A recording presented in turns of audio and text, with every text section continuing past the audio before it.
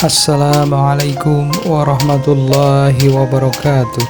Salam sehat.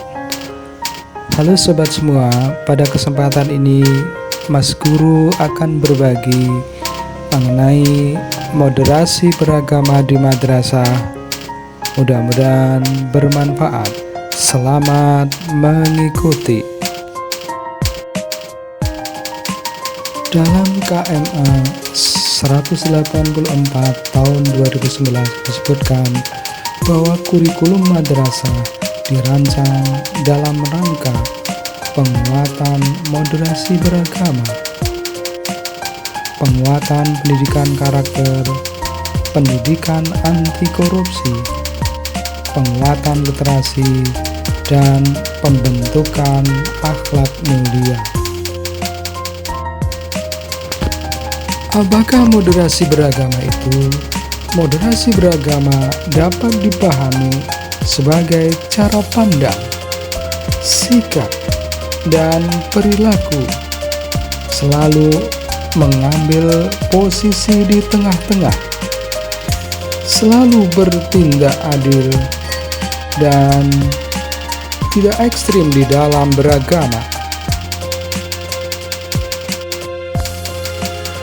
Moderasi itu apa? Moderasi adalah sikap keberagamaan yang terbaik. Moderasi adalah sebagai sikap jalan tengah. Moderasi adalah sikap keberagamaan yang paling ideal. Moderasi itu tidak liberal dan tidak radikal.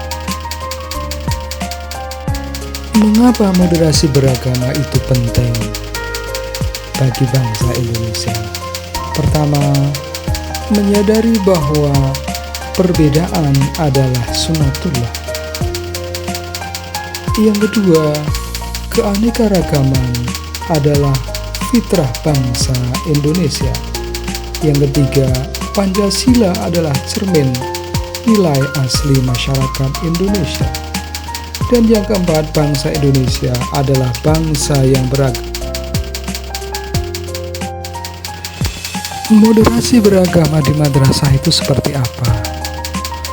Pertama, dengan menumbuhkan, mengembangkan sikap moderat dan menjauhkan sikap liberal dan sikap radikal. Yang kedua, menekankan sikap saling menghargai perbedaan satu pendapat di dalam mazhab dan tidak menafikan pendapat yang lainnya, menunjukkan bahwa perbedaan mazhab adalah bukti hasanah kekayaan Islam. Yang ketiga, menumbuhkan pemahaman, sikap, perilaku bahwa dilarang membid'ahkan sekelompok yang berbeda pendapat. Bagaimanakah penerapan moderasi beragama di madrasah?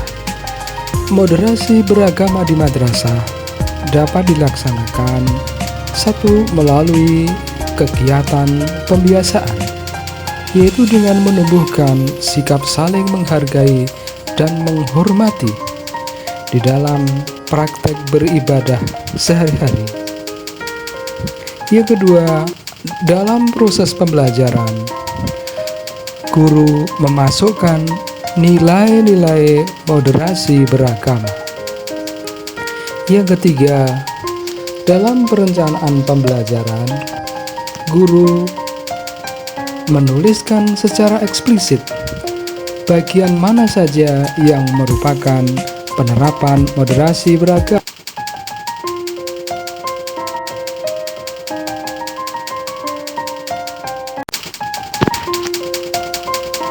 Bagaimanakah penerapan moderasi beragama dalam perencanaan pembelajaran?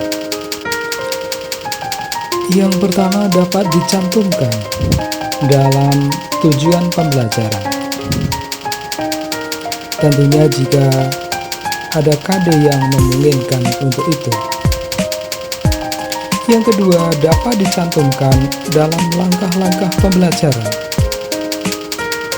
terutama pada mata pelajaran PAI, mata pelajaran PPKN, tetapi harus sinkron dengan tujuan pembelajarannya. Yang ketiga,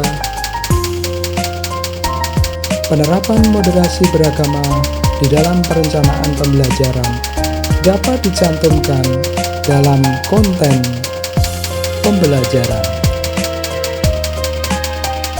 Contohnya misalnya dalam pelajaran bahasa Indonesia, guru menyajikan teks yang bertema toleransi beragama.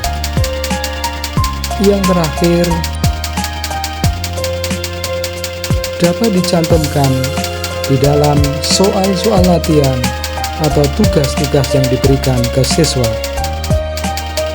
Penerapan moderasi beragama di dalam soal-soal latihan atau tugas siswa, misalnya dalam pelajaran bahasa Jawa atau bahasa Inggris, siswa diberi tugas membuat teks pidato dengan tema toleransi beragama. Pada mata pelajaran yang lain, misalkan mata pelajaran matematika, diberikan soal cerita sebagai berikut. Pada hari Minggu, Pak Justinus pergi ke gereja untuk beribadah. Jarak rumah ke gereja kurang lebih 10 km. Di tengah jalan, ban motornya Pak Justinus bocor. Pak Ahmad yang merupakan tetangganya yang pergi dalam arah yang sama, kemudian mengantarkan Pak Justinus agar tidak terlambat beribadah di gereja yang akan dituju. Jika menggunakan skala 1 berbanding 250.000, berapakah jarak peta ke rumah Pak Justinus dengan gereja? Pesan yang ingin disampaikan bahwa walaupun berbeda agama, kita tetap harus saling tolong-menolong, saling membantu, dan saling menghargai.